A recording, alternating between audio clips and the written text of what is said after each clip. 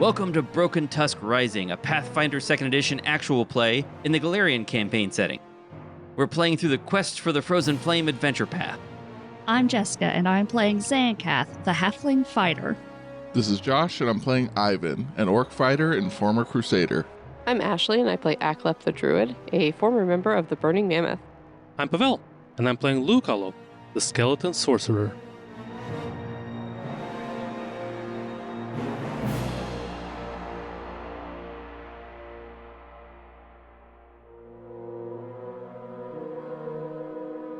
Last time on Broken Tusk Rising, the heroes rested after escaping the forest fire and talked to some local demon hunters led by a man named Fenok.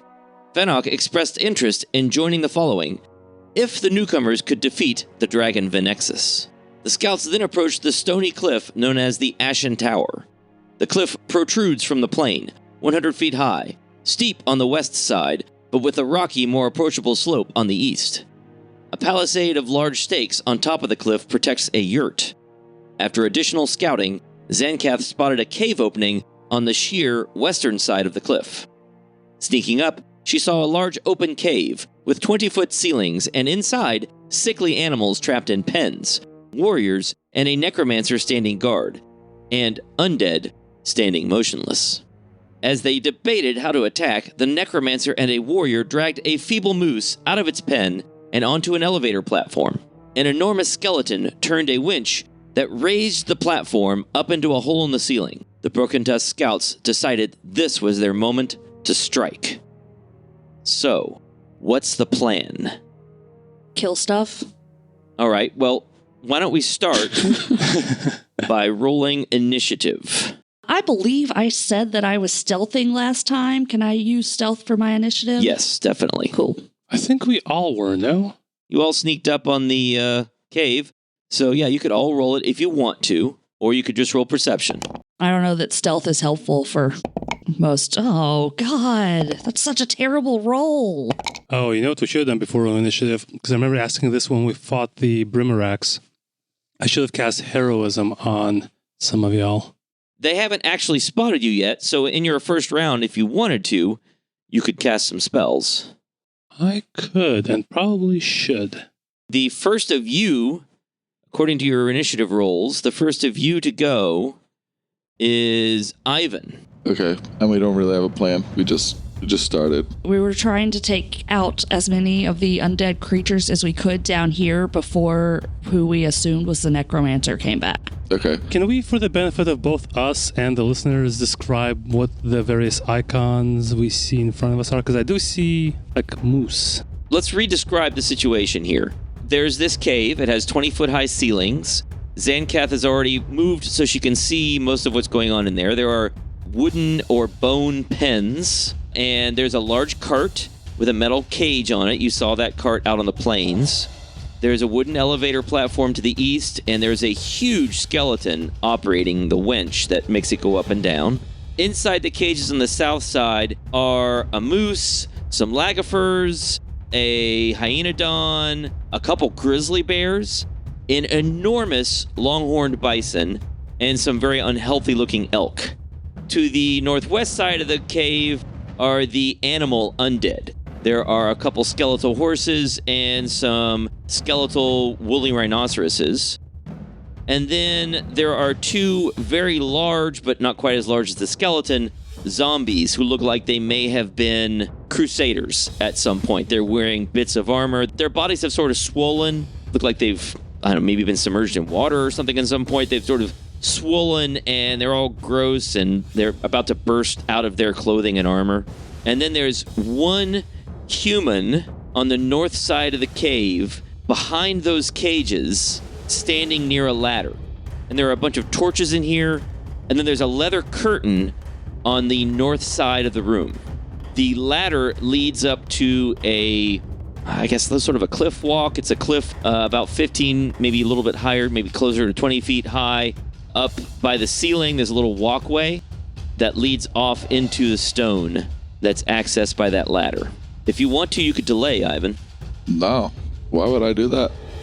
So Ivan will just hop over to the other side of the entrance using 2 stride actions. Okay. And there's more stuff. Those are the undead animals. I would have described them. Yep. She had described them before. They are completely motionless. These are up here to the north? Yes, those are completely motionless. They're just standing there. Okay. And Ivan will raise a shield to finish his turn. Okay. It is Aklep's turn. Aklep, what do you want to do? Aklep is going to also need to move closer. Aklep's trying to figure out where he wants to move. Yeah, 25 feet. He's going to the little corner. Okay. Okay, so now he can see the motionless animals. Yep. And there's a human. Is the human also motionless? No, the human snaps his head in your direction, but can't act yet. That looks awfully unhuman. Just, hold on, like scrolling into his face looks really skeleton, but that's like a face paint situation. Okay, got it. I'll pull up the art. So who wants to describe? It's got a shield with, whoa. Well, I think that's a lady. Oh, I guess it's a she. What does she look like? She's got a cool shield with constellations on it. That's fun. Otherwise, she's got like body paint all over her to just be bones. Like she's got patella, she's got all of the bones, ribs, skull. It's all there. It's like Nigel in Spinal Tap and how his shirt exactly represents exactly what his bones look like. She's showing you where all her bones are. Except that hers aren't green like Nigel's. Yeah. Yeah, and she's got a sword and some spears, I think, on her back. Yeah, some javelins. Yep. Some javelins. Yeah. She's wearing like a leather loincloth with a little skull belt situation. And I really like the art for this, especially compared to the first book. It's much more concrete. I can definitely sort of see what's going on here. She looks very much like she has joined a concerning cult. Yes. Yeah. Mm-hmm. Yep. No hair, shaved head. Oh, yeah. So obviously a person with taste. She's also left-handed, which is a dead giveaway for evil characters, so that's helpful. Oh, yeah. She does look very sinister. Very sinister, that's right. So, that's her. She's standing by that ladder, and she notices when Aklep and Ivan move near the entrance and into the torchlight. But it's not her turn. Aklep, you have 2 actions left. What do you want to do? I do. And I'm just seeing that her distance is slightly more than I might be able to handle. Let's see. I have this spell.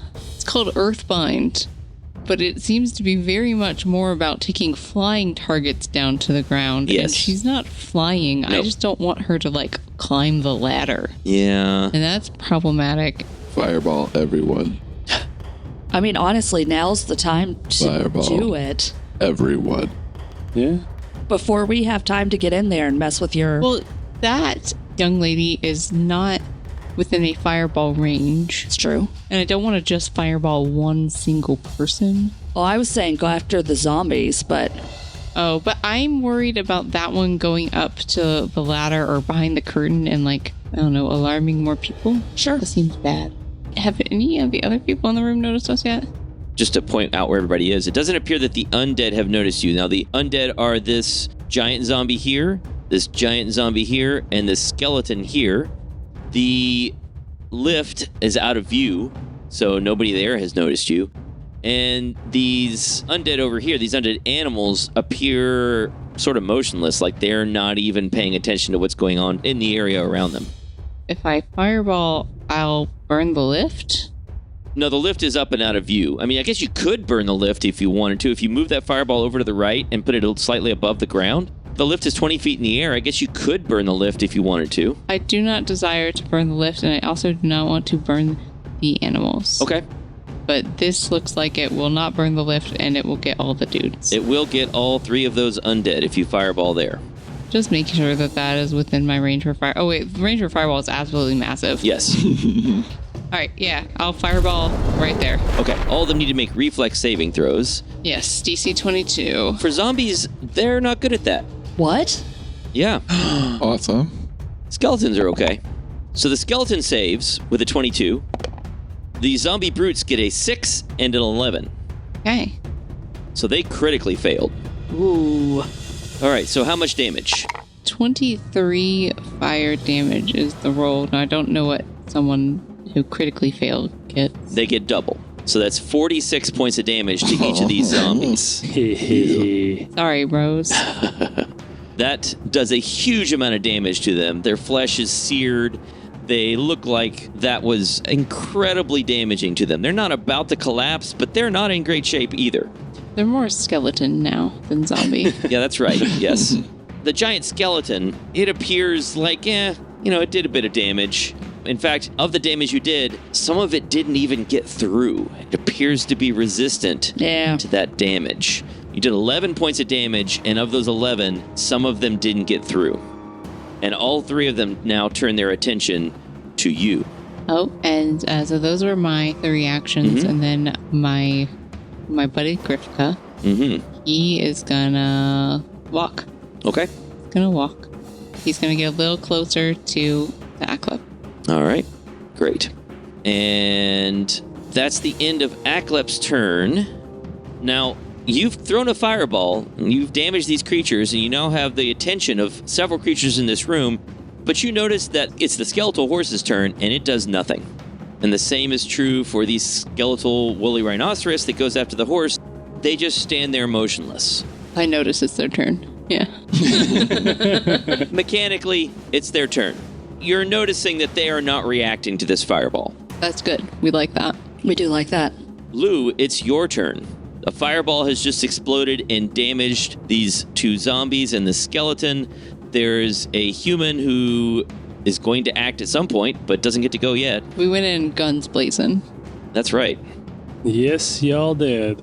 Lou does not have too many guns to blaze, so what he's going to do is he's going to walk over next to Aklep, who he assumes is going to be a target coming up, and he is going to cast Heroism on Aklep. All right. And that gives you a +1 status bonus to attack rolls, perception checks, saving throws, and skill checks for the next 10 minutes. And that is all of my actions. Thank you for noticing my heroic effects. All right. And that's the end of your turn, right? That's it. Okay. Xankath, it's your turn. Okay, we were going into battle. We can say I had my bow out, right? Yes, definitely. Cool. If you want to have weapons drawn, shields ready, all that kind of stuff, that's fine. Had my bow out, so I'm going to use 2 stride actions. Okay. To go up above Aklep near the cart. Can I shoot through whatever this cage is that the human is behind? You can, but the human will get some cover. They are off guard to me because I have surprise attack and I use stealth. They haven't acted yet. And they haven't acted yet. That's right. So they are off guard to me. So I'm going to shoot at them. I'm going to mark them off guard. I'm going to... It's going to be a bad rolls day, guys. Hero point? Yeah, that was a natural 1 for a total of 15, so I'm going to just go ahead and burn the hero point and roll again. It's a good thing you don't have a Dan in this game, and it's a game where someone rolling a 1 doesn't make you lose all your hero points. Yep. For those listening to Frontier Scum. Well, that was a 31. Okay. The 31, even with this target's cover, is a critical hit. Excellent. That's awesome. And I've got my sneak attack because they're off guard to me. Headshot. Let's see what we manage. That's 18 damage. So that doubles to... Is that the crit damage? Nope. That is the crit damage. I'm rolling. Okay. So, of course. All right. That's a D10 and 3 D6s, and I got 18. Okay. Yeah, so they are off guard to me until the end of my next turn. Okay. Because I critted. Right. Okay. That's the end of Xankath's turn. You've moved twice and fired your arrow, and the arrow sails through the bars of this pen and embeds itself in the shoulder of this warrior who recoils and mean mugs you. Sure. Makes an angry face. And you hear a shout from north of that leather drape or leather curtain. You hear someone shout, "There's something going on. What is it?" And then nothing else happens there. The skeletal horse to the north side of this cave does nothing. Let's see. You hear another shout from north of that curtain wall, but nothing else happens. And again, nothing happens here. I'm going to move someone off screen here. So now, this giant skeleton, this huge skeleton, this takes up a 15 by 15 foot area on the map. It strides toward, Let's see. Speed is 30. It's going to stride through its friends. One action. He just steps over him. Yep. Steps right over them. Oh, come on. He even walks faster than I do. It's so big. I don't need to get that close. I can get to here because I have reach. So it steps over these enormous zombies, around one of these pens, and next to the wagon. And it is now 10 feet from Ivan and 10 feet from Grifka. So that's already 2 actions taken. Doesn't have any... Oh, yeah, it does. Oh, yeah. I'm going to do that. Oh, no. With that massive move, it takes 2 actions to move and then also does a rush. So it rushes Ivan and makes a claw strike with a +4 circumstance bonus. All right, so that's a total of 26. Is that a hit? It is not a hit. Oh, my gosh. Whoa. It misses. Oh my gosh. All right, so it strides twice, and even with its +4 bonus from Massive Rush, it does not hit. So it tries to shove Ivan with its clawed hands, and Ivan just, what, did he duck out of the way? No, he's got his shield up, so it starts clawing at his shield, and Ivan goes, "That was very scary, but it is blocked." Okay.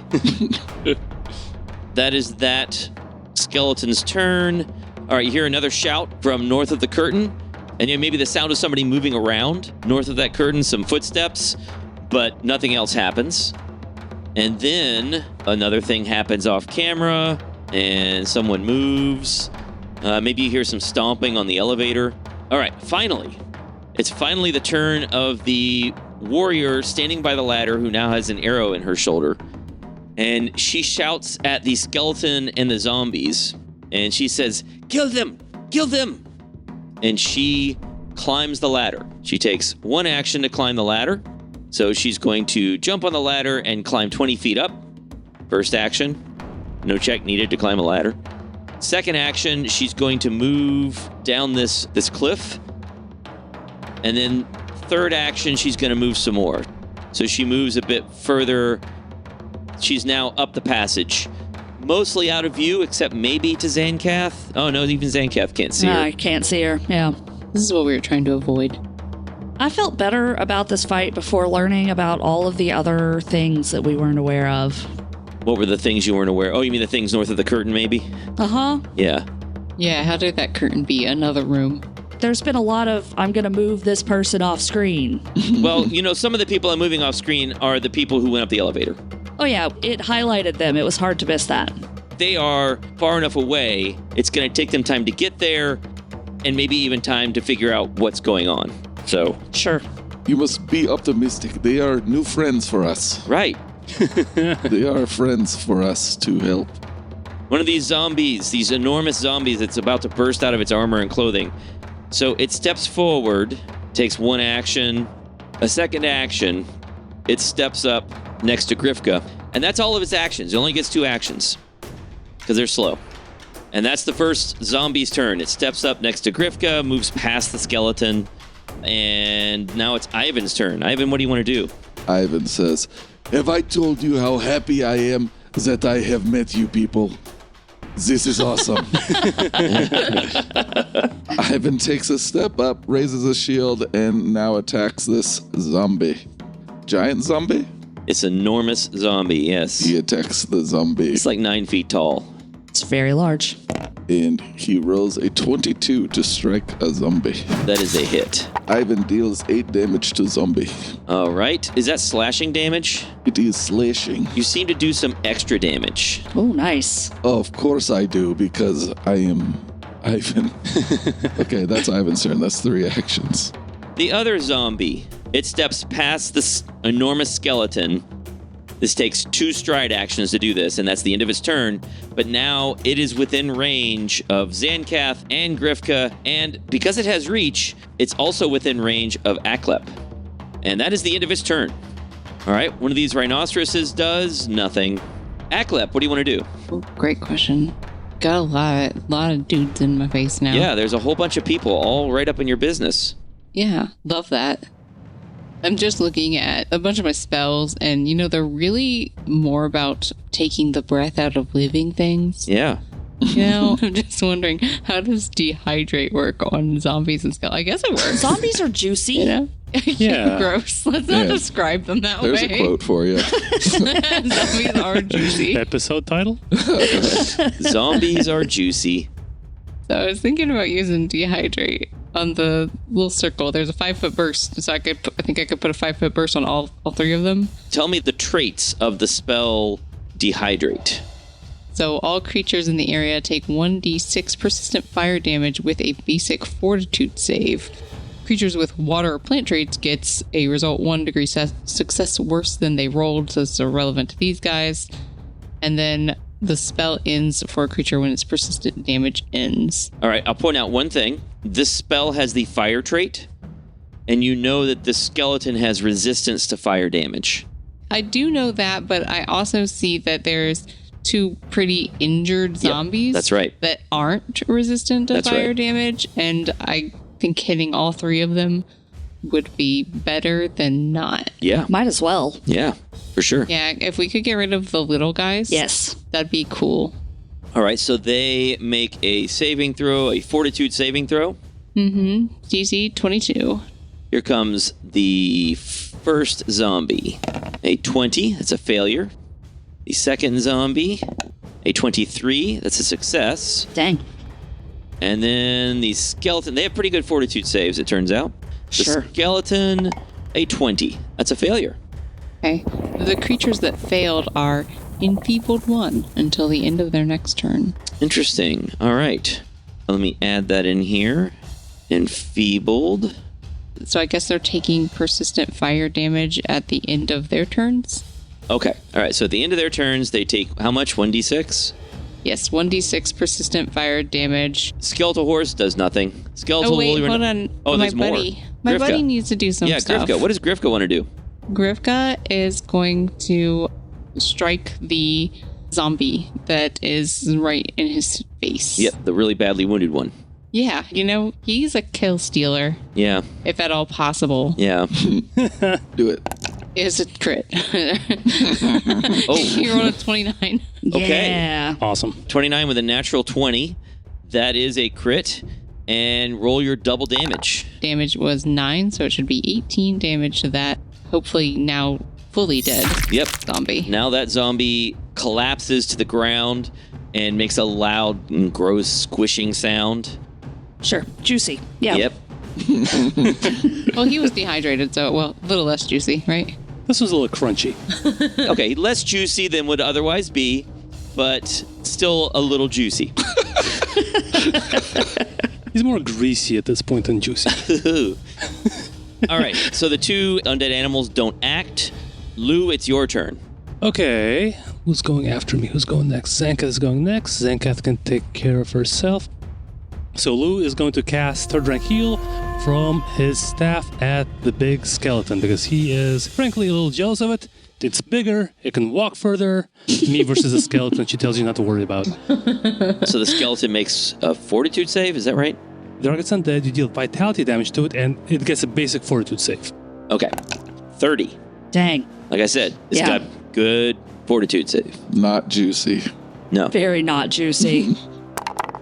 And then click on half. What? Woof. Select this What? one token. Wait, did I just get...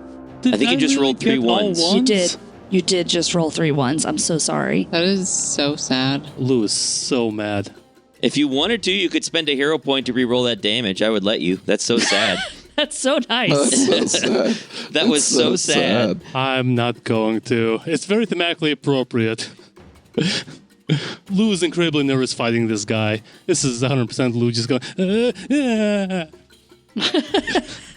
So he takes 1 point of damage. Oof. Awesome. Well, cool. That's Lou's turn. Sure you don't want to use that hero point? I am very sure because Lou is very hard to heal, and Lou is keeping Oh, a hero sure. point around in case he Right. goes down. Sure. Right.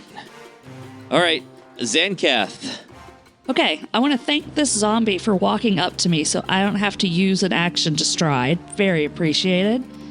I'm going to use an action to swap out my bow for my sword, and I'm going to stab him. It's a 21 to hit. This zombie is off guard to you. Uh-huh. And you rolled a 21. That is a hit. It is not a critical hit, but it is a hit. Cool. And that's 14 damage. 14 damage. Is that slashing damage? You can do either one. You can do slashing or piercing. That makes more sense. It's got versatile S as a trait. Thank you, Josh. I would like for it to be slashing, please. This large zombie crumbles as Xankath, I don't know, what do you do to just dispatch this zombie, this huge zombie that looms over you? What do you do to take it down instantly? I stab at the leg. I don't have a lot of options here. So you slice its tendons in its leg, and it just collapses to the ground in a juicy pile. Yep. I don't know. Juicy Pile might also be a good title for the episode. Gross. So gross. Okay. I am then going to use my last action to, I guess, step over this body over to the big skeleton. Oh, she's way too brave. Oh, no. Okay. It's got reach. It could probably almost reach me anyway. I know, I'm so scared, though. I need to keep it away from you guys. You two are fragile. But you're so little. So Xankath bravely steps up to the skeleton that towers over her. So Clearly much. the skeleton of some kind of giant. So big. All right, so you hear some noise from behind that leather curtain. So this figure comes running up to the side of the curtain, looks into the room, and sort of shouts in alarm, and then comes running into the room, and then pulls out a javelin. And that is the end of her turn. All right, skeletal horse does nothing. Another similar figure runs up to the curtain, runs into the room, and pulls out a sword. And then something happens off camera. You don't know what's going on. Maybe you hear some more shouting from over to the east near that elevator. And now it's the giant, enormous, deadly skeleton's turn. So at the moment, the creature is enfeebled, but I still got a really good chance. I'm going to try it. I'm going to try doing an athletics check to knock Ivan prone. It's lame. 29. It is a success.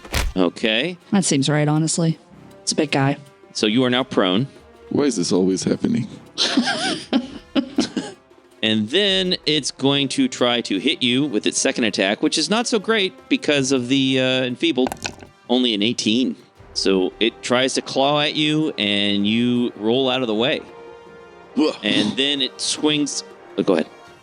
No, I'm making action noises. Sorry. Oh, okay. So I'm healing. And then it turns and swings at Xankath with its final attack. Okay. 27. Oh. Yeah, that's going to do it. I can't even nimble dodge my way out of that one. Oh, boy. I got lucky. All right, so with its massive claws, it rakes across Xankath, doing 14 points of damage. Okay. And now it makes a fortitude check, a natural 20 for a total of 35. That'll do it. No longer enfeebled, and I need to take persistent fire damage. So roll your 1d6 fire damage there, Aklep. 6. A 6. Oh, you got lucky. Nice. So it takes a little bit of fire damage. Just a tiny bit of fire damage. And now gets to make a flat check to resist it, but fails. So it will have to take fire damage again at the end of its next turn and then attempt another check. Wahaha. And that's the end of the skeleton's turn. And you hear more footsteps from the north. And another figure comes around the corner and doesn't have time to do much else. I guess she's going to pull a javelin out. And then there's also a warrior doing something. You don't know what. And then the warrior who climbed up the ladder does something. And then the zombie's dead. Ivan, it's your turn. Okay, Ivan's embarrassed. He's again lying on the ground. I mean, it's a big creature that knocked you down. I think There is no it's shame. fair. Yeah. And you can get back up again. I was the best stander-upper in all of my brothers and sisters, so I bring shame to my tribe. It's all right. You get knocked down, and you get up again. They're never going to keep you down. And I get up again. Doing something all night. Inappropriate words. Sure. Ivan stands, and there's people coming through the north. He's way down in the south on the other side of the skeleton, trying to get up there to stop them from attacking everybody else. But there's also a giant skeleton. Well, let me remind you that if you step up next to the skeleton, you'll get the benefits of flanking, even if you're not normally flanking. Okay, that is a good reminder. And I'll get sneak attack. Oh, yeah, excellent. Let's do that, okay. He will take a 5-foot step. Should he be cool and attack, or should he be lame and raise his shield? He is going to be lame and raise his shield. Okay. And so that's all 3 actions. All right. That's why Xankath is the bravest. Yeah. No All shield right. here. Xankath has destroyed giant trees by herself. I am support hero. Get used to it. One of the woolly rhinoceroses does nothing. Aklep, it is your turn. Cool, man. Aklep he's got a plan. He is going to try to deal with the dudes that ran into the room by casting an ash cloud in a 20-foot burst. Should cover all of them, because the 20-foot burst is the same size as Fireball. That sounds awesome. Incredible. All right. What does it do? Where are you going to put that? So we're going to put it like here, All right. What's the radius? at 20 foot. Okay. And does that do damage or just conceal the area? It summons a tumultuous cloud of ash and smoke. The cloud is difficult terrain for flying creatures, and creatures in the cloud can't detect anything using their sense of smell. But creatures that start their turn within the cloud take 2d4 fire damage as their lungs fill with the hot, acrid smoke. Yikes. And they also have to do it before it state. Actually, let me move it. Let me move it slightly. I want it to be worse. I want them to move more through it, not less. If I put it here, is that other guy in it? I think so. Yeah. Now, let me point out that if you put that there, that will capture all these animals, all these undead animals. You mean the skeletons? The skeletal horse, the skeletal woolly rhinoceros, just making sure you know that. Oh, that might activate them? You don't know. I truly don't know. They don't breathe, though, right? Nope, They're skeletons. They don't have lungs. they don't. But you don't know if that will activate them in some way, and you don't know if they have resistance to the damage, because mechanically, as we know, apparently, for skeletons, it doesn't matter that they don't breathe. They still need to breathe. Yeah. Yeah. Through the bones. I'm willing to go full chaos. Okay. I just feel like Aklep doesn't care. They're skeletal, they're aberrations. Okay. And so Great. if they're caught in it, but he just thinks that they're going to continue to be unanimated until they're told to do something. Okay. And then, yeah, it'll hurt the peoples. All those dudes have to do a fortitude save because they're, On their turn or now? I thought it only happened when they start their turn in the cloud. I guess. Yeah, sure. Is that what it says? Yes, with a fortitude save. And then the fortitude save, I'll paste it in the chat so you know what it does. There you go. Yeah, so it only takes effect when they start their turn. Yeah. Okay. And it's 2d4 fire damage. All right. Grifka is just going to walk up to the cloud, ready to fight whatever it is. Okay. Yeah, he's good. All right. So with that, a skeletal horse takes its action, and it has to make a fortitude save because it starts its turn inside the cloud. And it doesn't matter that this has the air or whatever trait. It doesn't matter. It still has the fire trait. And this horse might take damage. So roll your damage for this.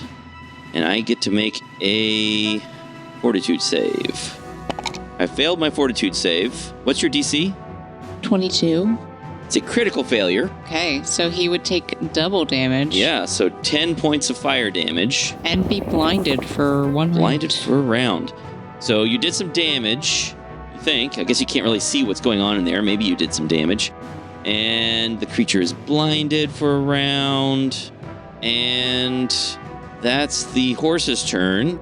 Does the horse want to do anything? The horse can't see anything. Sorry, guys. That's all right. It's not bad yet.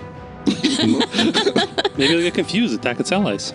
Yeah, that's what I'm kind of hoping. Don't apologize. The horse runs out of the smoke, and then it runs up behind this massive skeleton, and then just does nothing else. It doesn't have any ranged weapons, it turns out.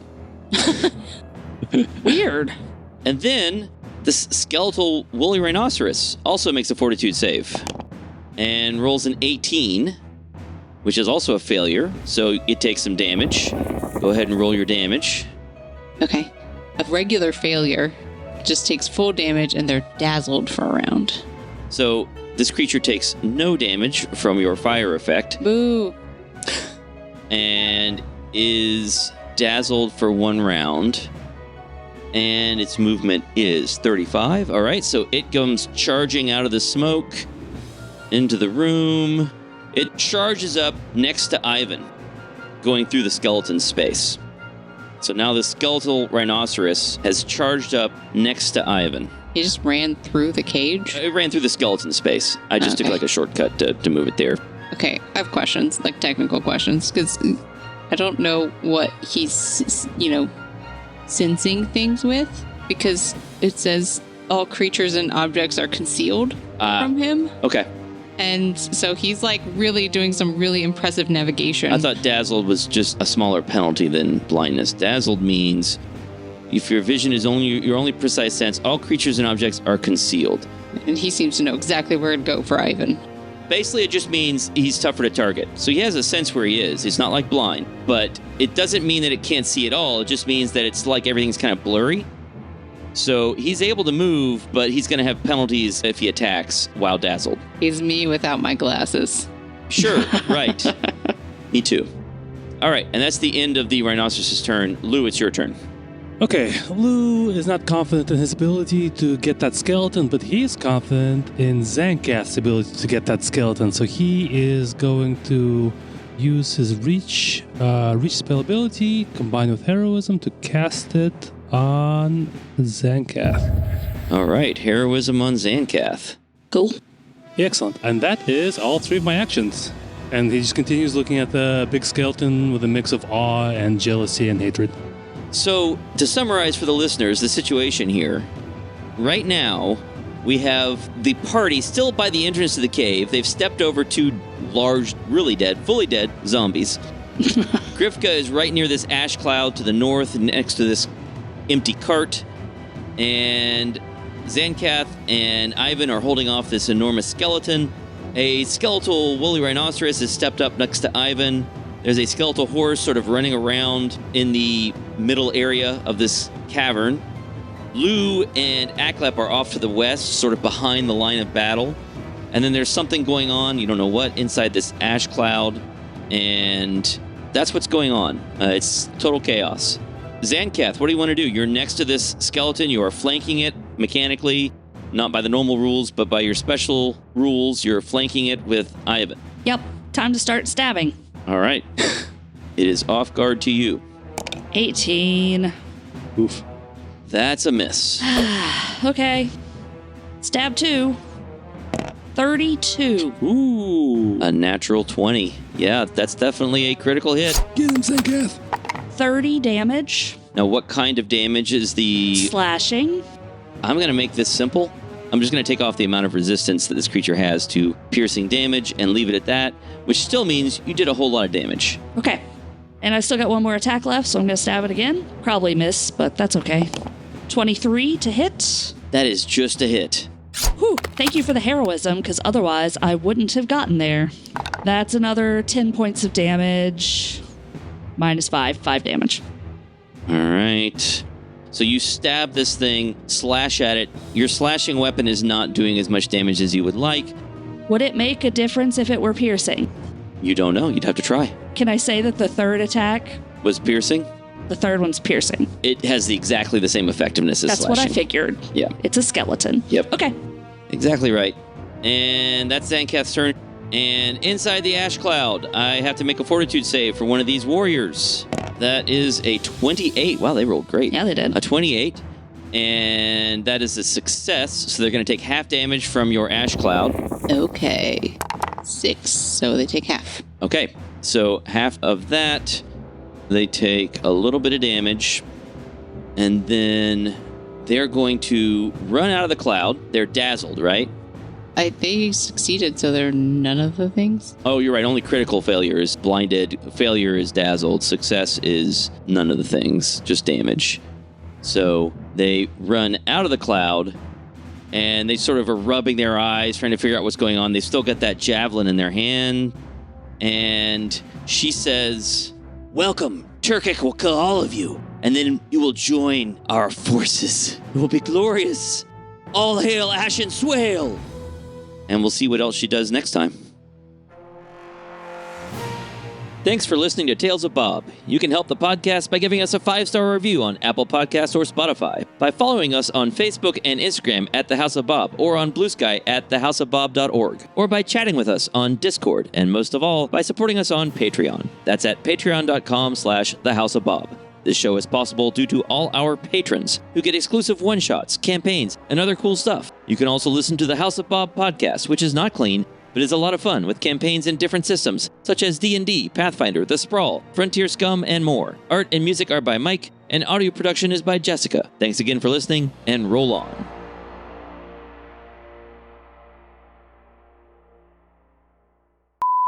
He looks like a Mad Max war boy. Yeah. Or maybe a Ninth Tomb situation. Pavel really illustrated what he looks like exactly. I was just going to say, when I first started playing the first Dark Souls game, I went the wrong direction, where you start fighting these giant skeletons that completely murder you. Yeah. And it feels like that. Yeah. We went the wrong direction. That's like if you play Fallout New Vegas, they tell you go to New Vegas, and if you try to go in a straight line, you will die. It's very clearly, this is not the direction you're supposed to go, because the creatures are way higher leveled. Yeah. Had I not had hide and Oh, sight. you can do it. You can do it. It sucks. It's not a fun way to go. And if they drink some water, Yeah, they're not going to drink any water. a thing that zombies and skeletons Yep. love to do, Yep, they're not drinking any water, for sure. that would end their fire damage. Hold on. This is too much for Mike. He's done. He's just so over this. So juicy, it made me sneeze. I think you just, whenever you're reading any Pathfinder thing, you have to read the whole thing. Okay. The whole text matters. In fact, they often bury the important language in the last sentence. Awesome. They're well known for doing that. Brutal. I don't see a figure in the room. You don't. Oh, No. I don't either, but there's stuff in my way. We're invisible. There are we they, go. are they set to invisible? They're there now. No longer. Okay, great. They're very bright. Why But is that? Is another one of I those think bone they're people? under a lantern. Yeah. I Another was bone very fusion. bright I'm still pretty bright. I think it's just being in the vicinity of these Torches, lanterns, yeah. the torches is doing that. Yeah. They're a little washed out. It's not the best lighting. Maybe they No. should try one of those like ring lights. Foundry, you have failed me once again.